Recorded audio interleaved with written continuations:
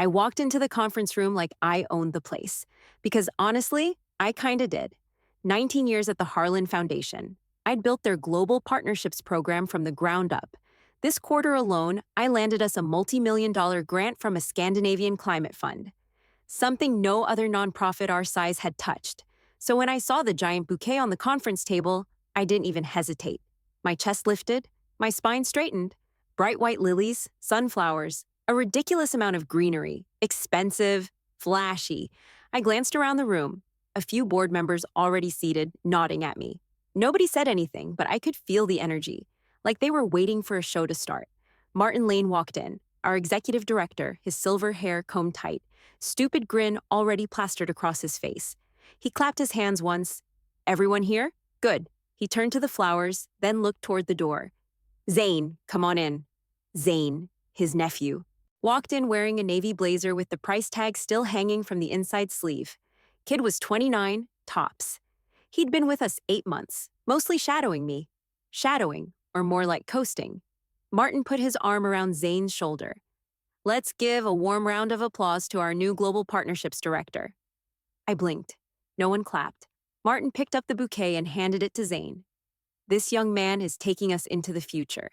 Mia, thank you for your years of service, but we're going in a different direction. Just like that. No warning. No meeting. Fired in front of the board. Quick note. Before listening, share which city or country you're watching from. I opened my mouth, but nothing came out. I didn't cry. I didn't scream. I didn't even ask why. Because I knew exactly why. Zane grinned as he took the flowers. No hard feelings, he said, then turned to the board. Guess it's time to bring some fresh energy, huh? A few awkward chuckles. That was it. 19 years. No handshake, no thank you. Just silence. I grabbed my notebook and walked out without a word. My legs stayed steady, but my hands, shaking so bad I had to clutch my purse with both fists. My chest felt like it had caved in. As the door shut behind me, all I could think was, they didn't just replace me, they erased me. I made it back to my apartment without falling apart. Barely.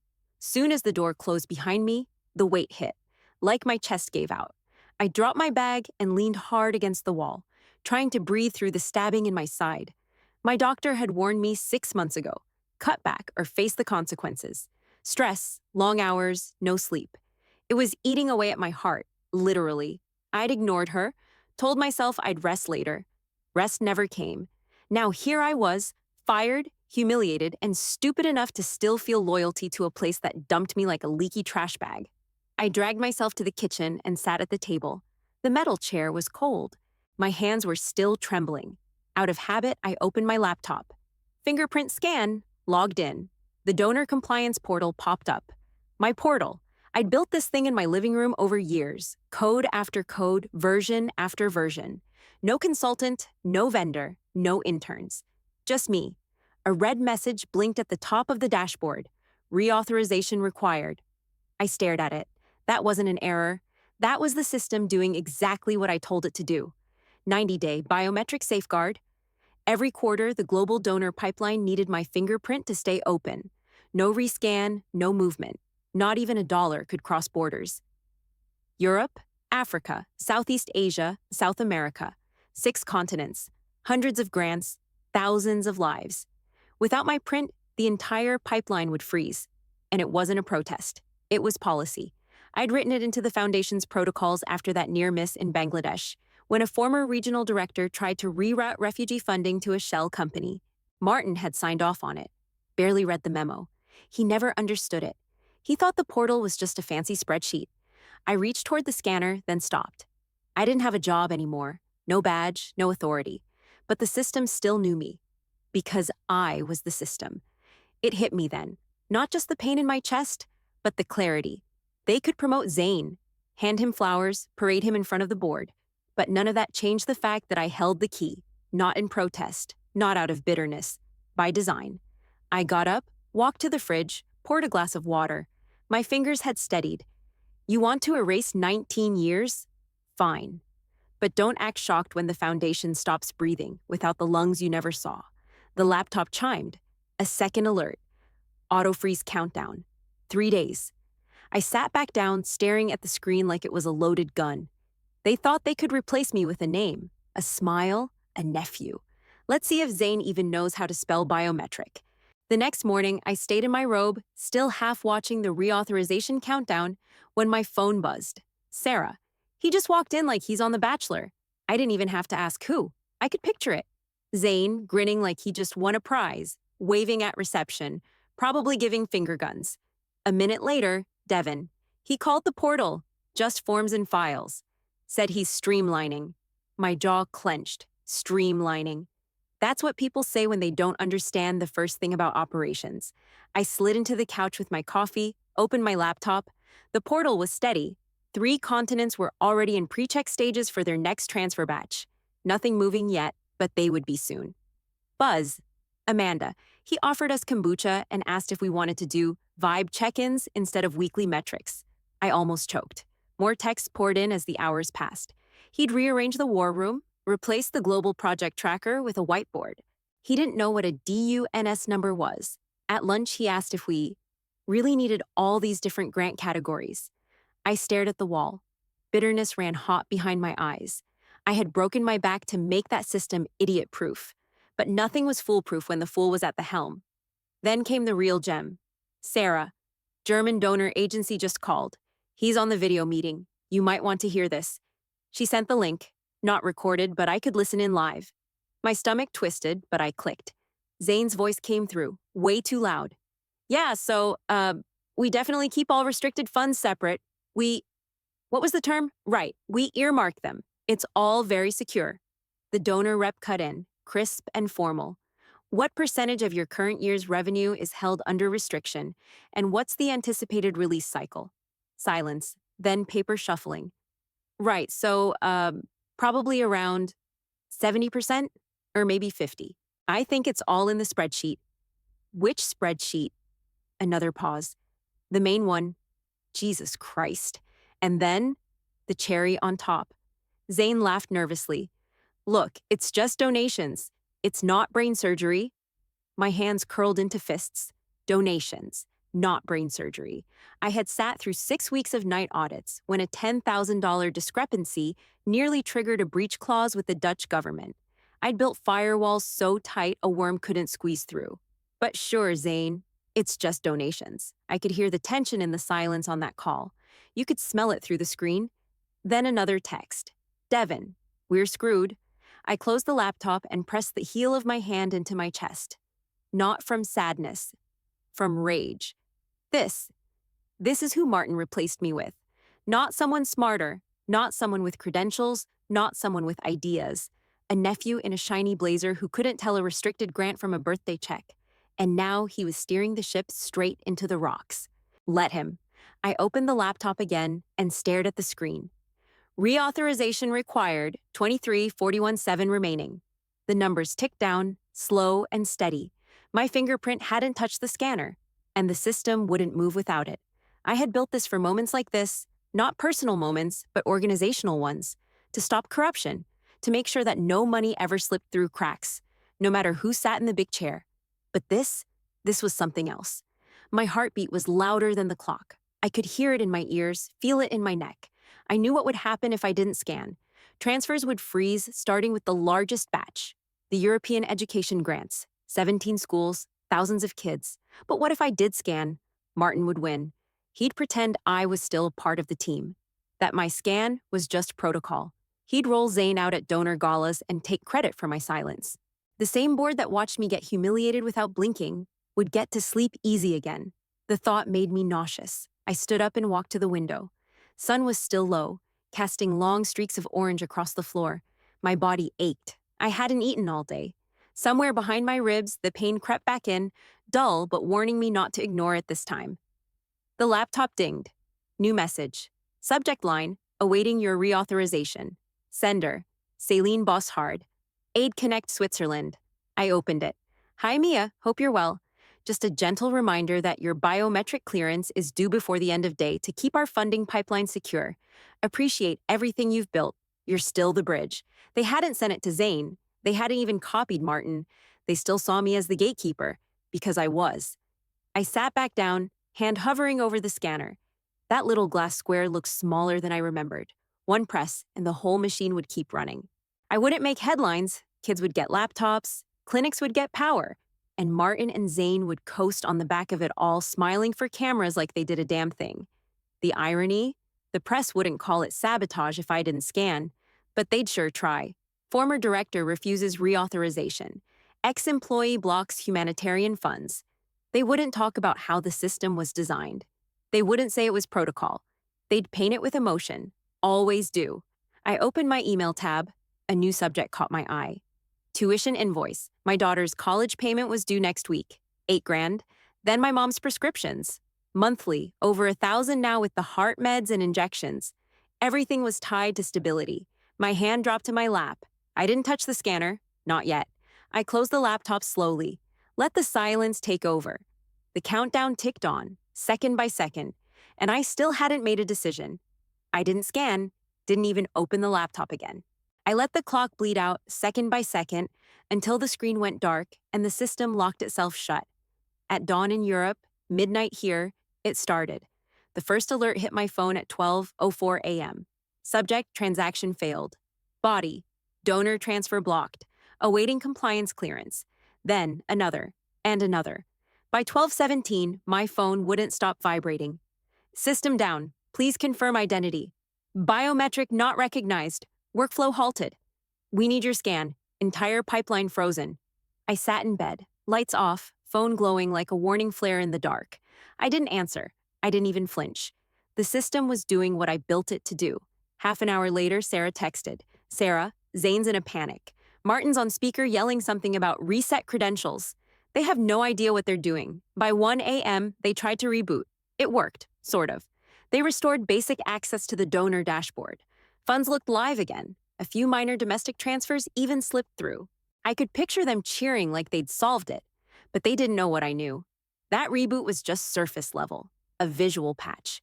Because underneath, there was a deeper lock, one I never told Martin about, a second firewall, embedded under the user portal, beneath the encryption layer.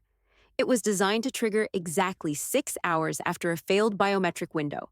Not to punish, not out of spite, but because if someone ever hacked the system or tried to override compliance, I needed time to respond. 6 hours gave global admins a warning buffer and gave me the final say. At 6:03 a.m. in Geneva, the second lock hit. That's when the real freeze began. Funds vanished from the visible queue.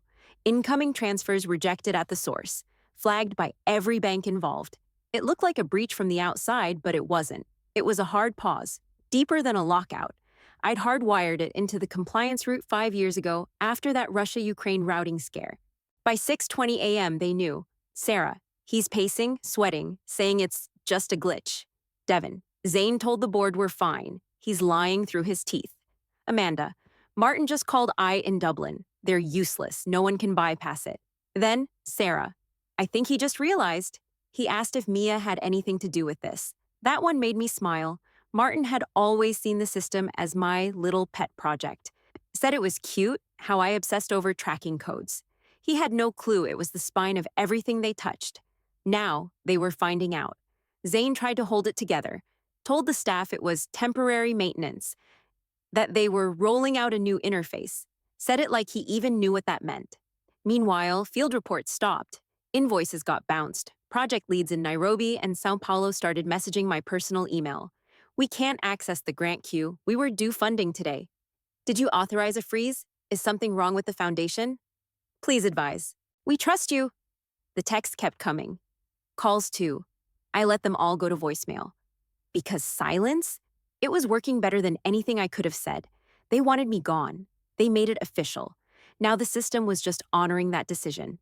By the time I rolled out of bed the next morning, my name was already trending in 3 languages. It started with a headline out of Berlin. Global aid transfers halted by internal lockdown. Then another in Singapore.